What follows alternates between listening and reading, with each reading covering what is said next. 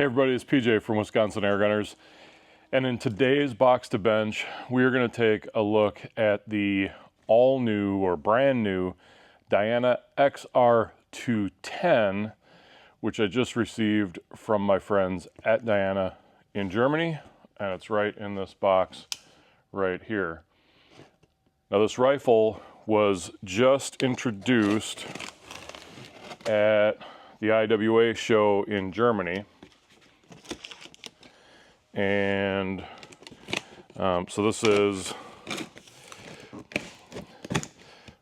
well, probably one of the first that have ventured outside of the EU. I did a review of the Diana XR200 in both 22 and 30 caliber. So you can check those videos if you want. What I'm told is there were some things that in the production of those rifles they wanted to address or refine, and so now they've done that, bringing out the 210. The 200 I don't think really ever got widely, it really didn't get out there very much, so I'm kind of excited to see what this has, because the level of refinement on the 200, the ones I got at least, was really good. So let's take a peek at what's in here.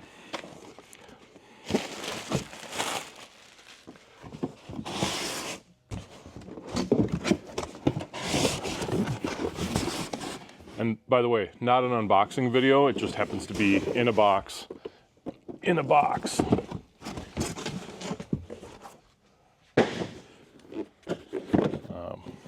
Box to bench video is meant to kind of show you what your first moments of ownership might be like if you were to purchase a rifle like this from a dealer.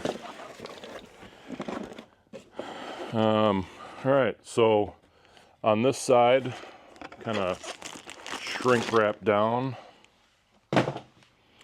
is a bag that has a couple of Allen keys,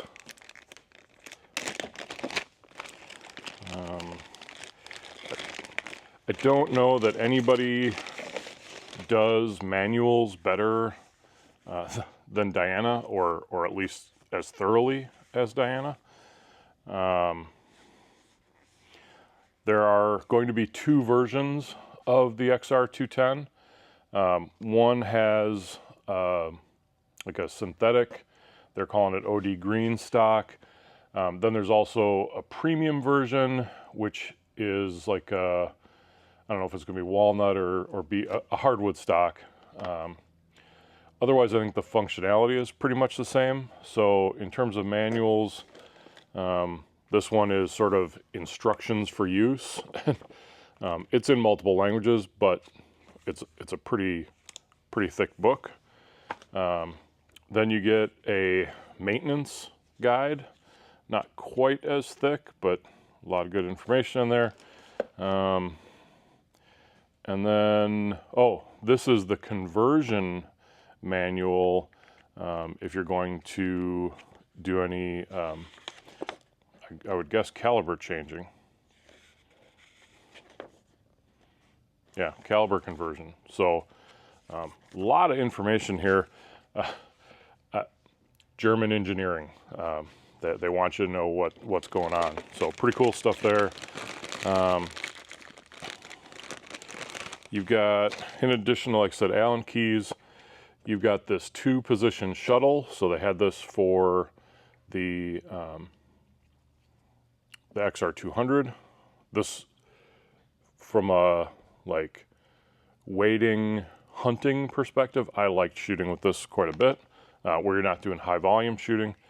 And then rotary magazine, pretty familiar. And then this spacer comes in. We'll look at this on the bench, so don't lose this, it's important.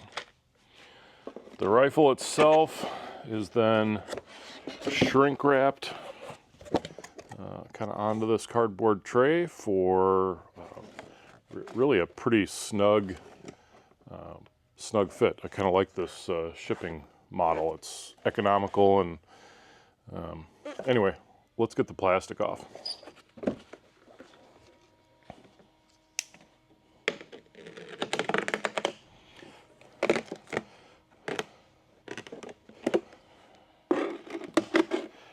time for a new blade on this knife.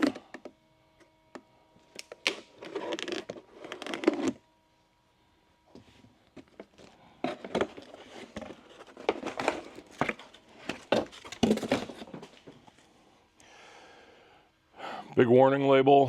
What's it telling me? Before filling the cylinder, put the muzzle in a safe direction, safety in fire, pull the trigger, and then cock it. So you do have to cock it before you fill it with air. So ample warnings on that.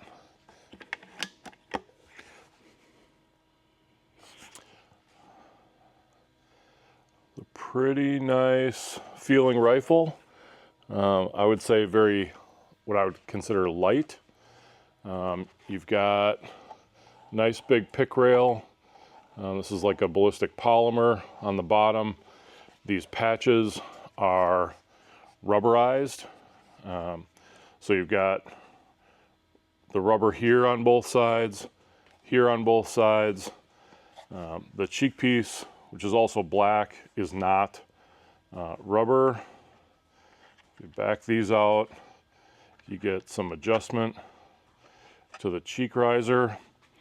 And this is, I'm guessing, ambidextrous. You've got thumb screws here and then back caps here, and I'm guessing you can flip those around. So if you were shooting left-handed, you wouldn't have any knobs in your face. The pressure gauge, so with no air in the gun, the pressure gauge is actually here, but if I can do this so you guys can see it.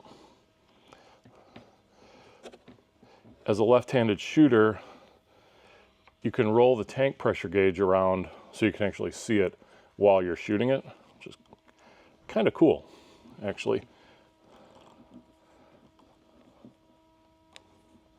So put it back for me because I'm a righty. You have regulator pressure right there. Got a little transfer port adjustment right there. Yeah, okay. So what I need to do is get a scope mounted, and then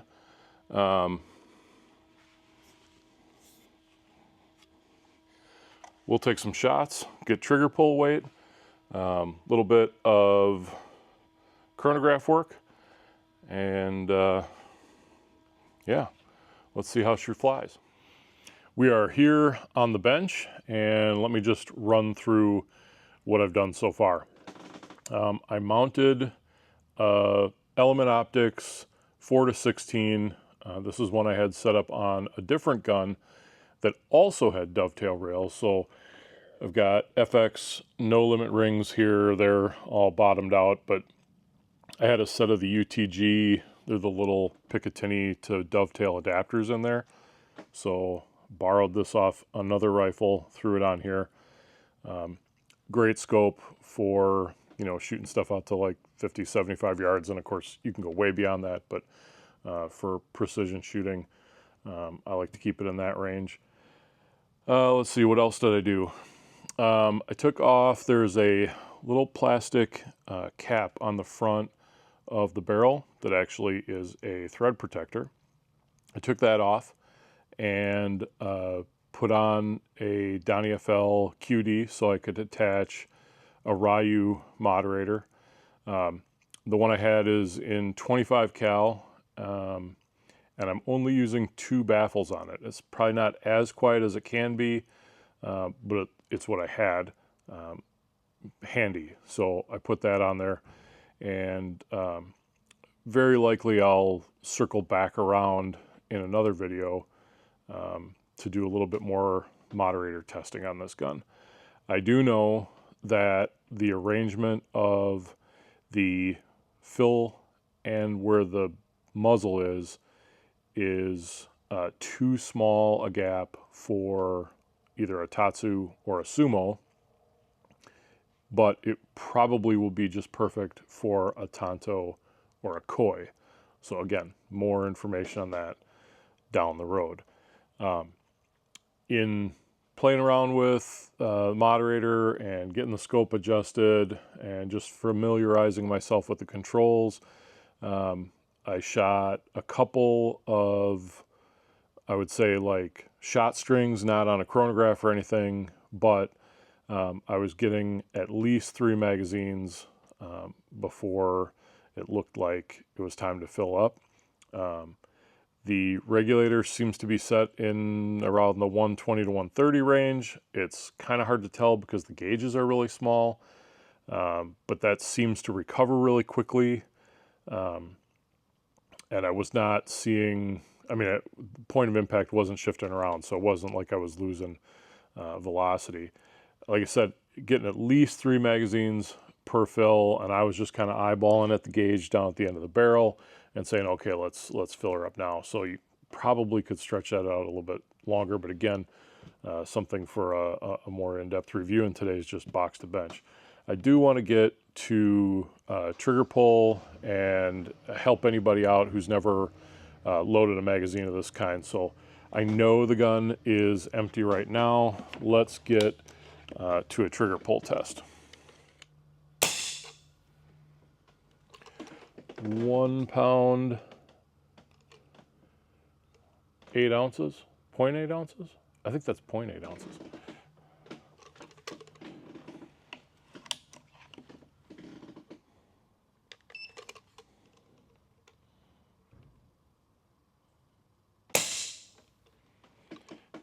One pound, 0.4 ounces.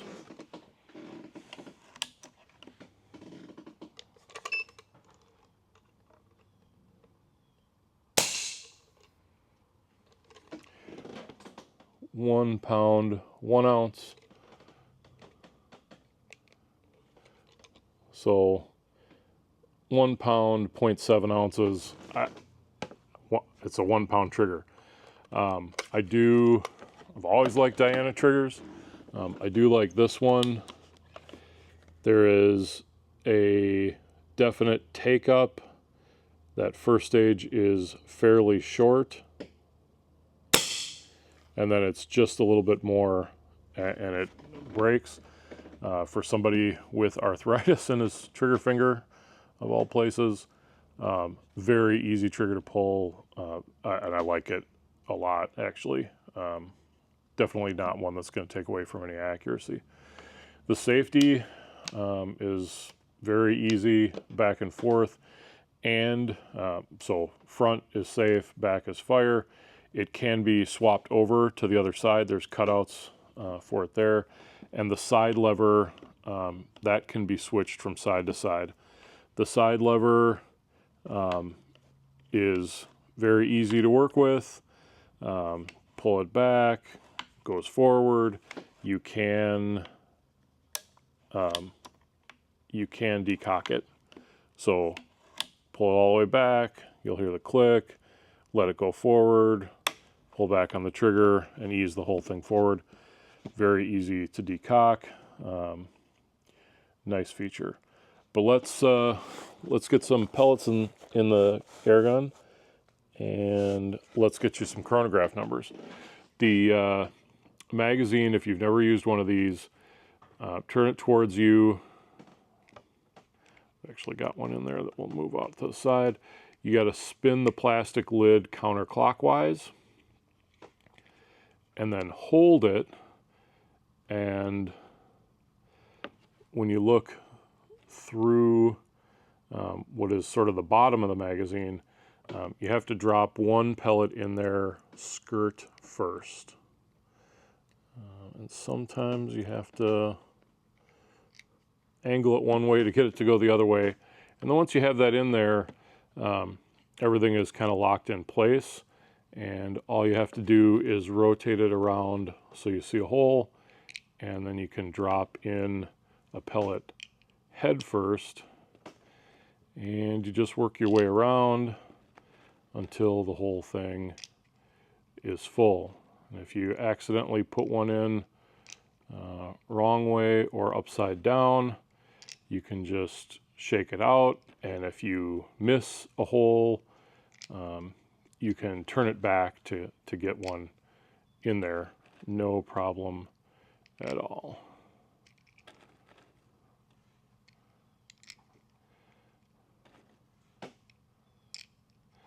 The magazine holds 12 rounds, so what we're going to do right now is a 12-shot string.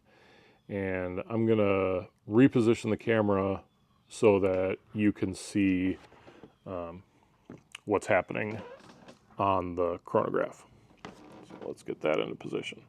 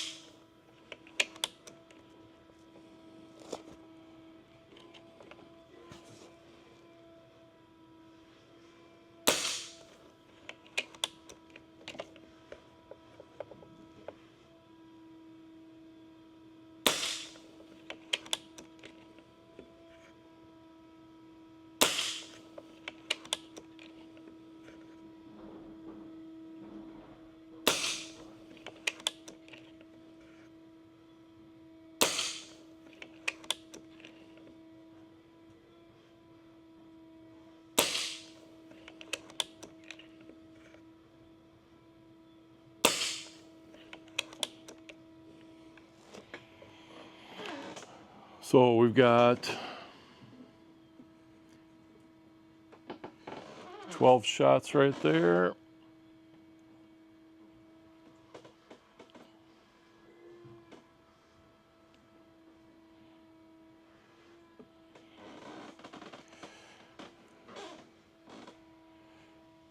So 12 shots, an average of 89.1. We've got a 10 foot per second spread and a 3 foot per second standard deviation. Not too bad for a brand new gun right out of the box. And that's without any tuning whatsoever. So I didn't mention this before when I did the chrono string, and I certainly should have. Using the JSB 18 grain pellets for testing today or shooting today.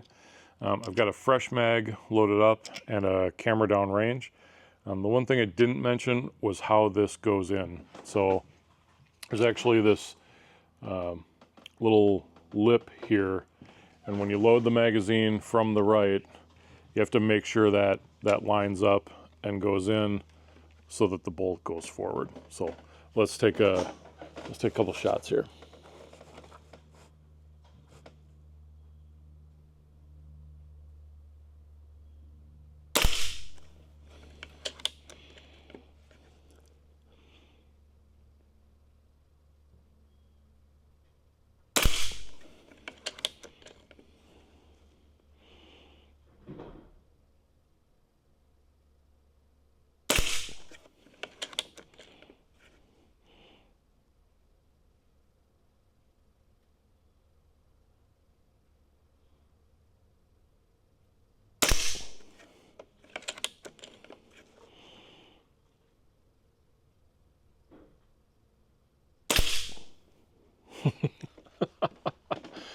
Well, I don't know that you get a whole lot better than that. That's 5 shots.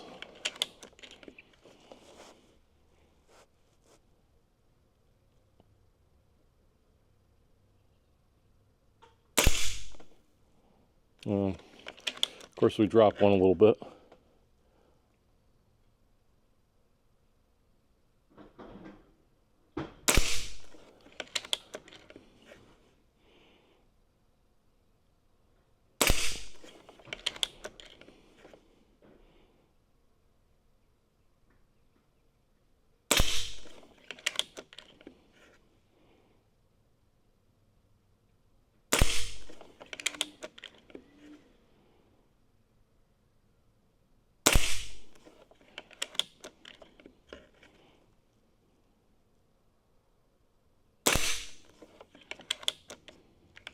All right, that's a whole magazine. Let's go down there and take a look.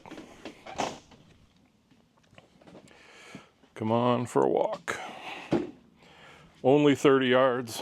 That's what I've got here on the indoor range and what I have access to today. In a future video, I think we'll maybe do a little tuning on the rifle and stretch your legs a little bit, maybe test other pellets to see if there's something that works better in this air gun. But let's see what we got here. There's our action camera doing its job. And there's a full magazine 12-shot group. That one lifted up just a little bit high, but that's a pretty nice group. I'm happy with that.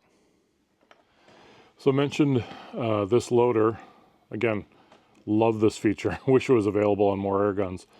It is centered by magnets, and basically you've got a flush side and a recessed side, and this works by putting pellets into the recessed side, and then all you have to do with the bolt back is slide it in. You can slide it in from either the left or the right. Then you probe forward,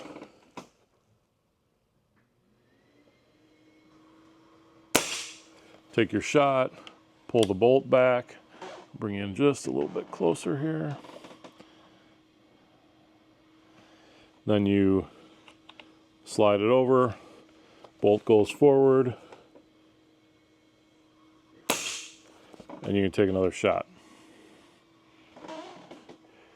Pretty slick, and it's kind of like a bonus single shot tray in that you get two perfectly lined up pellets, and then when you need to reload it, you can actually leave it in, push a pellet through, and you're back in business.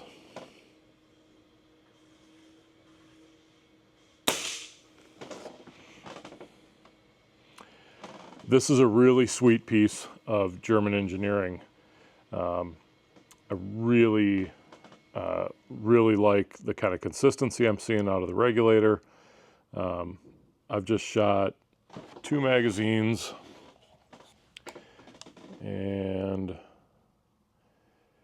yeah, I've still got, I would guess you're gonna see at least 4 magazines in 22 out of a fill. It's got all the features you want in a hunting air gun. It's got that traditional rifle feel to it, very familiar to a lot of shooters. The bolt, or the side lever action is really light, completely ambidextrous. You can flip everything over to the other side. You've got adjustments where it matters, in terms of cheek riser. You got the whole dovetail, so you can move the scope where you need it to go. I would love the gauges to be just a little bit bigger, but I think that's outside what the engineering limitations are, just in terms of space. But that's, you know, I'm a little bit older. My eyes aren't what they once were, and so I can see when I'm dropping down too far, but if you ask me, hey, how much air you got in that rifle, I'd be like, let me get my cheaters and I'll let you know. I did notice, and it may just be my magazine, but when I go to load, I have to let it kind of sneak in, and then just have to make sure that the lip right here is even with the side of the rifle in order for it to go smoothly forward. But that may be the fit and finish of that magazine. And while we're on the subject of the magazine, I wish this shipped with 2. It ships with 1. I just always like to at least have 1 spare whenever I'm doing stuff. But other than just a couple of those little fine points, it's a really nimble, easy to shoot, feels very familiar, kind carbon fiber shroud on the barrel. I don't think I mentioned that, but just a really easy to use air gun, and I think it's going to make a lot of people happy. In the future, my intent is to get this out and stretch its legs, maybe take it on a little bit of a hunt, but all that is coming down the road. If you have questions about the XR200, let me know. I'll do what I can to get them answered. If I don't know the answer, I'll contact somebody at Diana and see if I can get that answered for you. But until the next video, everybody, shoot safe, shoot straight, and we'll see you around.